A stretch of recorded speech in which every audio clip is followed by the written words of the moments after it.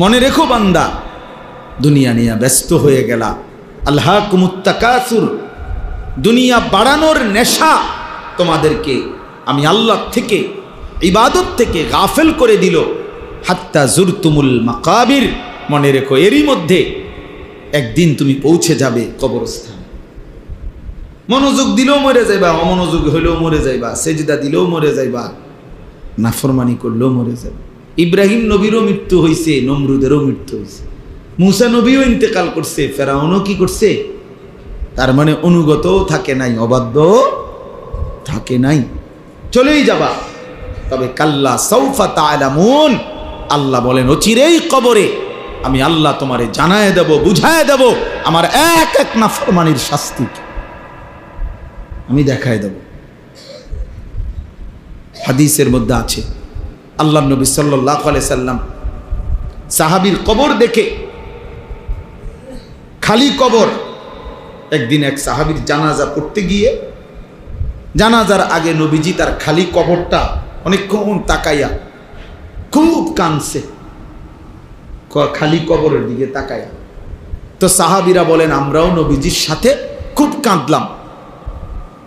এরপরে কান্দা শেষে নবীজি চোখ মুছে বললেন, লিমিসলি হাযা ফাআইদ্দু, আমার সাহাবীরা এমন কবরের জন্য তোমরাও প্রস্তুতি নাও,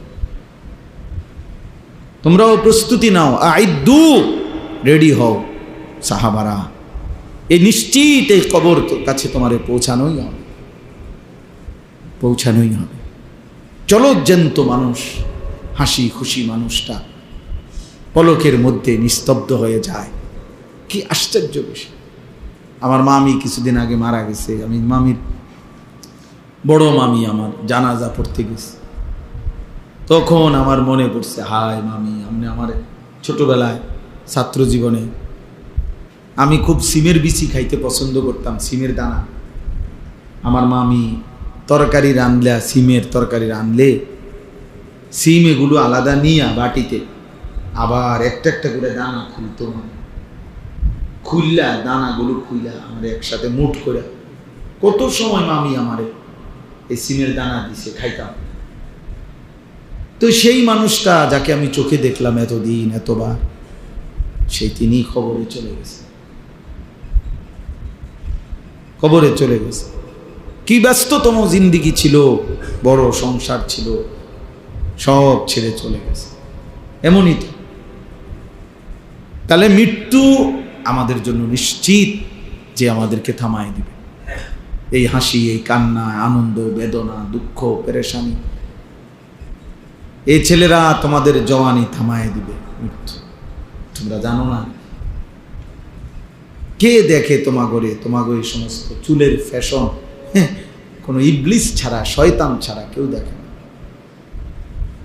অনেক ছেলে আসছো, গায়ের মধ্যে বোঝা যায় গেঞ্জি গায়ে, খেলোয়াড়ের গেঞ্জি, ক্রিকেটের গেঞ্জি, সদর বদর আর কি।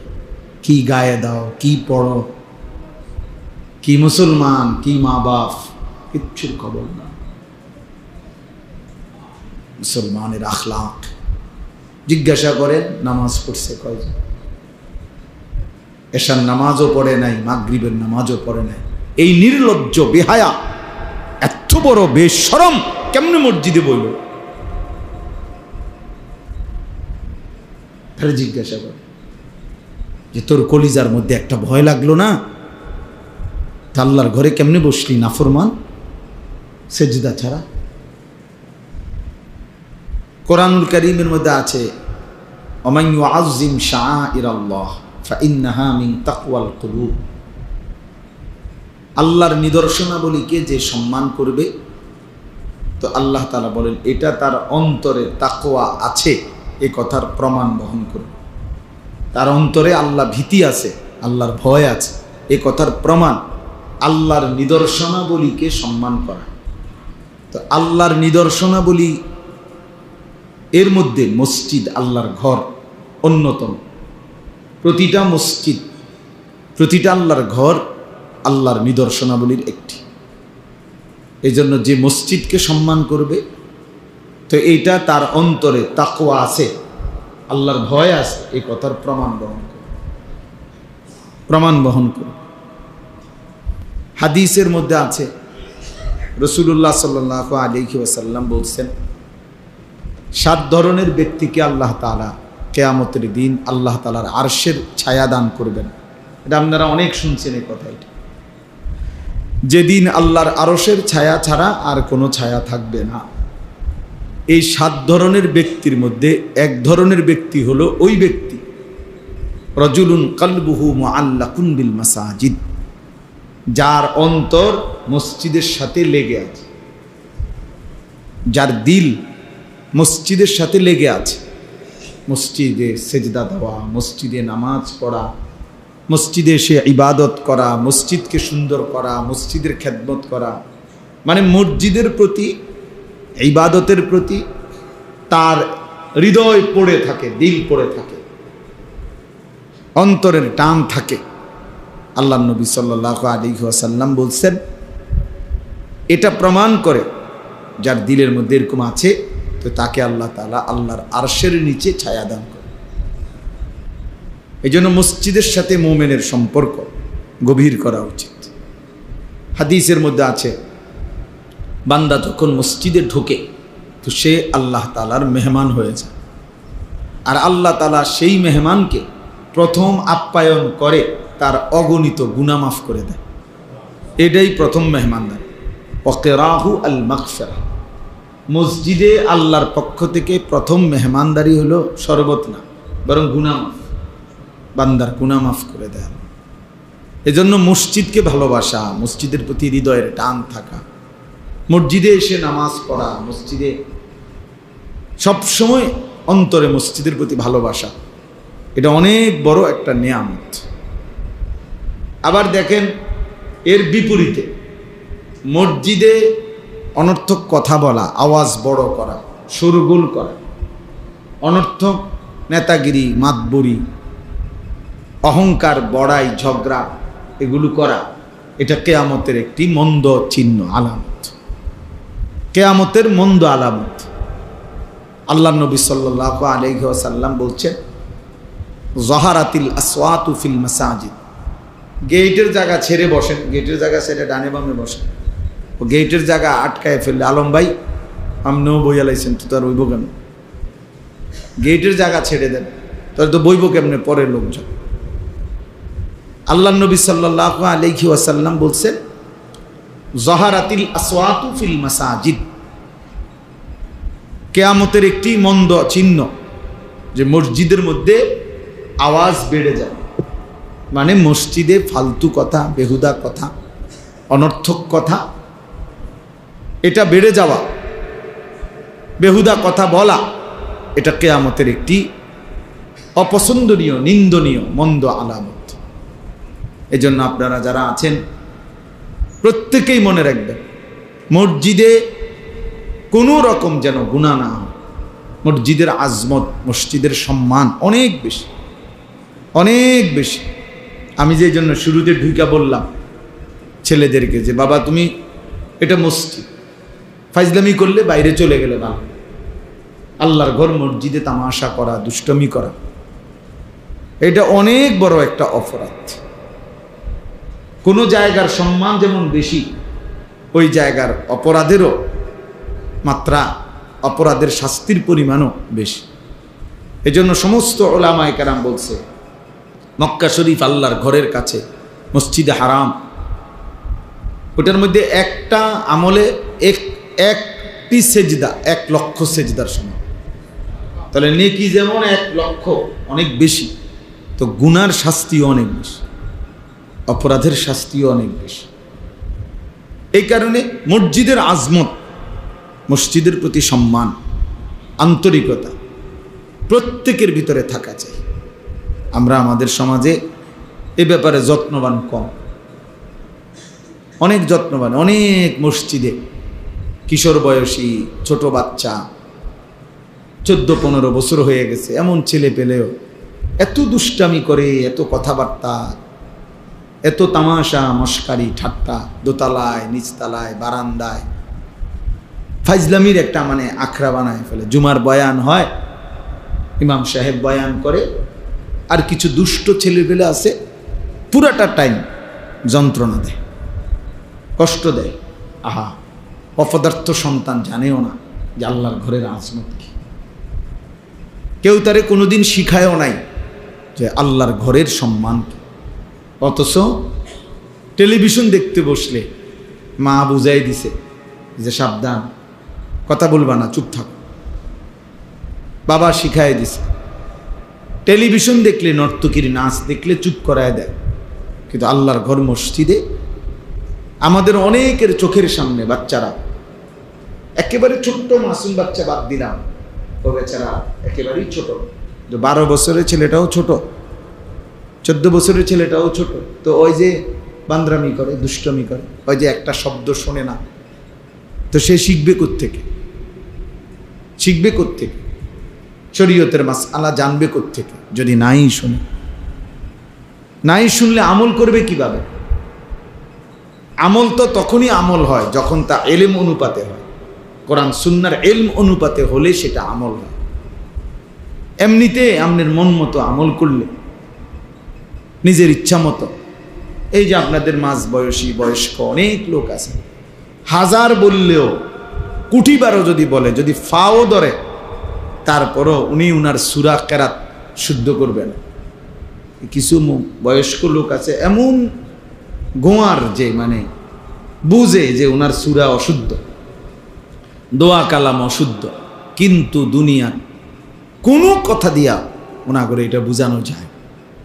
কোনো ইবলিস ওনাকে কলিজার ভিতরে বুঝাই দিচ্ছে যে অসুবিধা নেই, আল্লাহ ভরসা, এই যে রুম ফরি এই রুম, এটা অন্য কেউ বুঝাই দিচ্ছে তার কলজে, যে মাইতো না চাইলি হুজুরা কইবই আল্লাহ ভরসা। এখন আল্লাহ বলছে কিনা আপনারা বলেন, যে আল্লাহ যদি বলে, আপনারা শুনছেন যে আল্লাহ বলছে যে বান্দা তুমি ভুলের উপরে, মিথ্যার উপরে, ভুলের উপরে মৃত্যু পর্যন্ত থাকো, আমি ভরসা, এটা আল্লাহ বলছি। তো তো আপনার কে ভরসা দিন? আপনার এই ভরসাটা দিল কি? আফসুসের ব্যাপার, আফসুসের ব্যাপার। 60 বছর 50 বছর হয়ে গেছে, এই কথাটুকু বোঝে না যে আমার সূরা, আমার কেরাত, আমার দোয়া, আমার তাসবিহ, আমার আত্তাহিয়াতু, আমার দুরূদ শরীফ, আমার দোয়া কুনুত। ওই ছেলেরা, হয়তো এখন ঢুকো, পরে যে সময় একটা পোটলা দিব ওই সময় ঢুকো না। আসো, এখন আসো, পরে আর কাউরে ঢুকতে দেওয়া হবে না।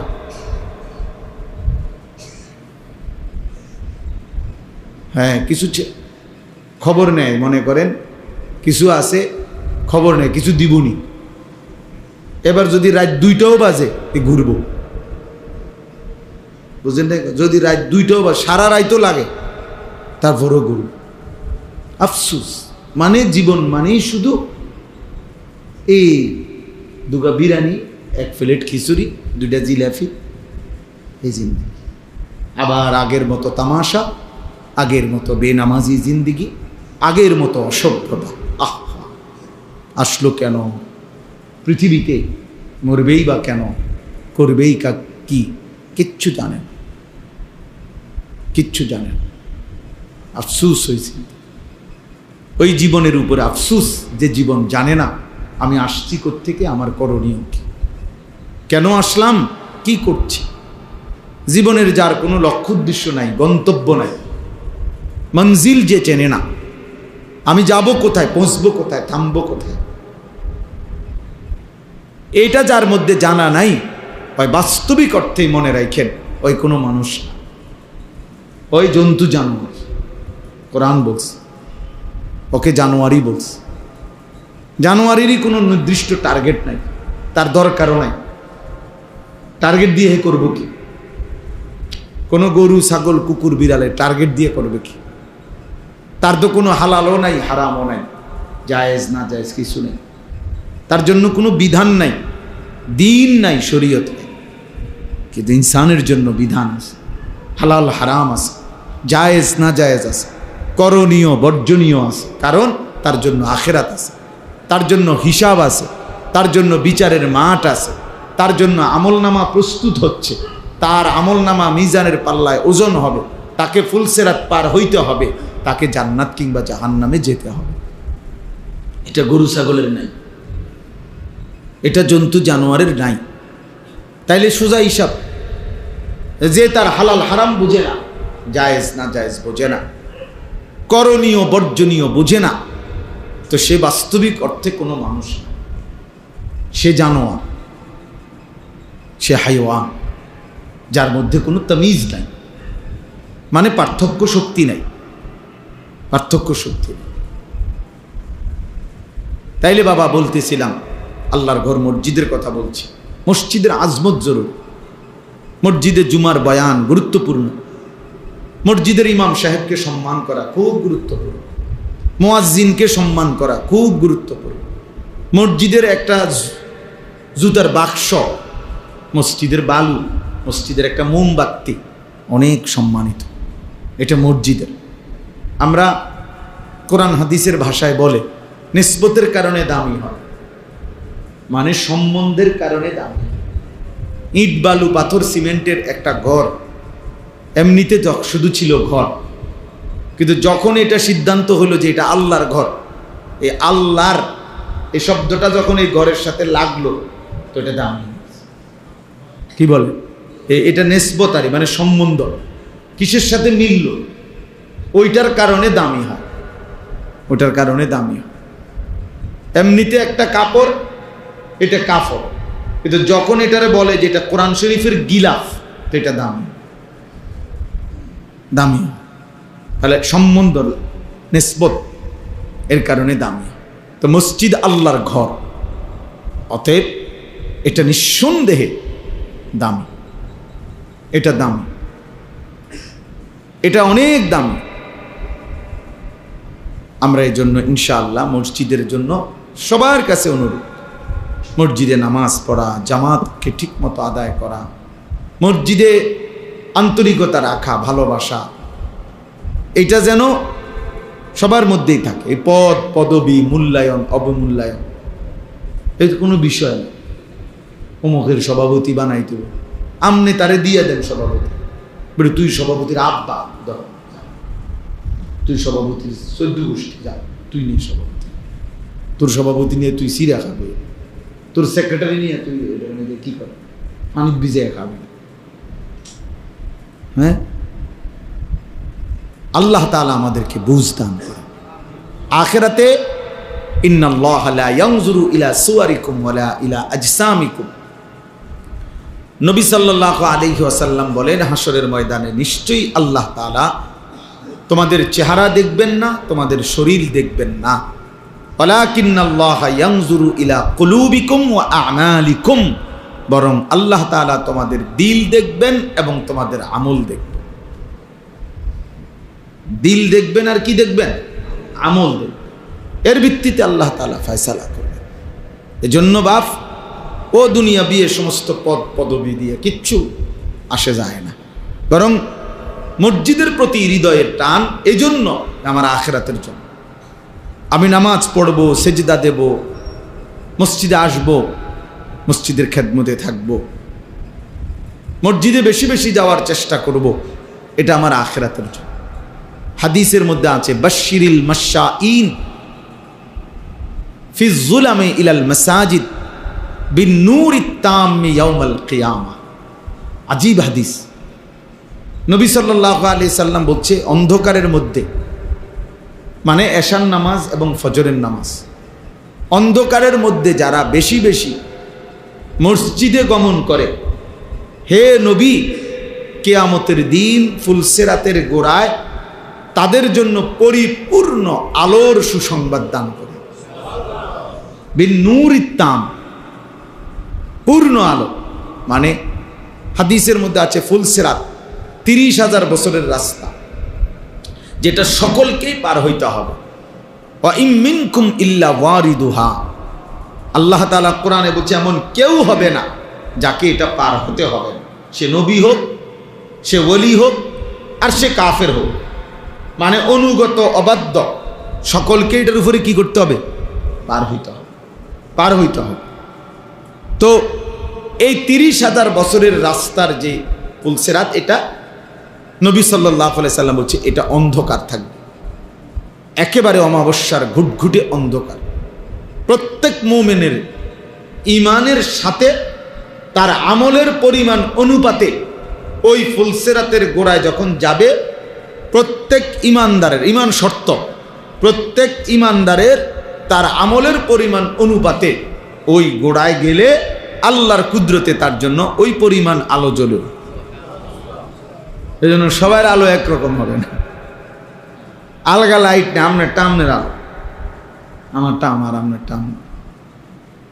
এই ক্ষেত্রে নবীজি সাল্লাল্লাহু আলাইহি ওয়াসাল্লাম বলছেন যে অন্ধকারের মধ্যে, মানে এশার নামাজ এবং ফজরের নামাজ, এই দুই নামাজ অন্ধকারের নামাজ নাকি? কথা বলেন।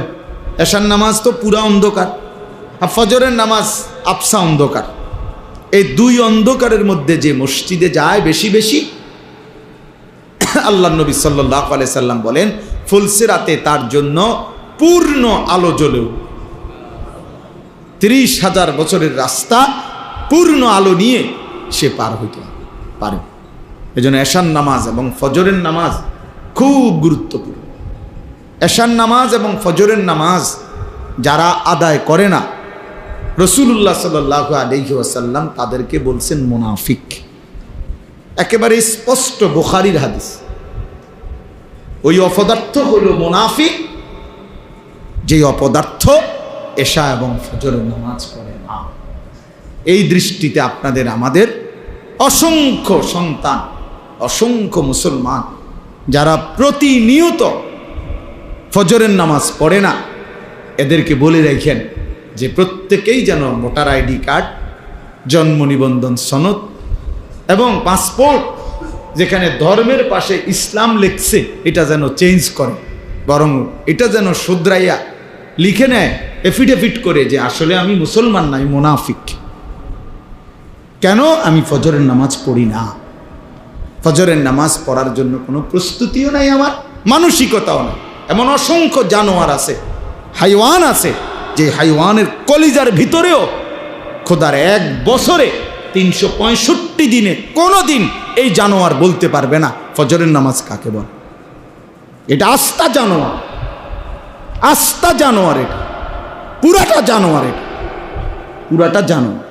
এটা মানুষ নামের পশু ছাড়া আর কিছু না। 365 দিন নাফরমান, তুই মানুষের বাচ্চা বেটা, কোনোদিন ফজরের নামাজ পড়বি না।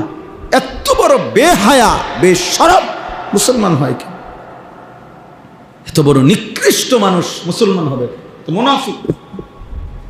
আল্লাহ রাসূল বলছে, বেটা নবী বলছে মুনাফিক, এটা আস্তা মুনাফিক।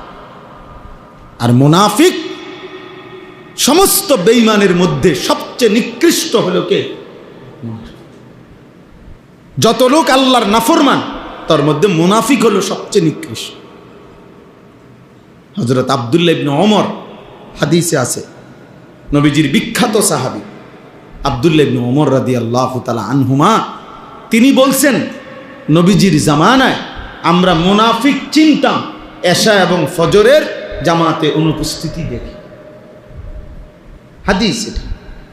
উনি বলেন আমরা চিনতাম মুনাফিককে আমাদের মাঝে, আমরা খুঁজতাম, বুঝতাম ফজর এবং এশার নামাজে অনুপস্থিত হতো যায়।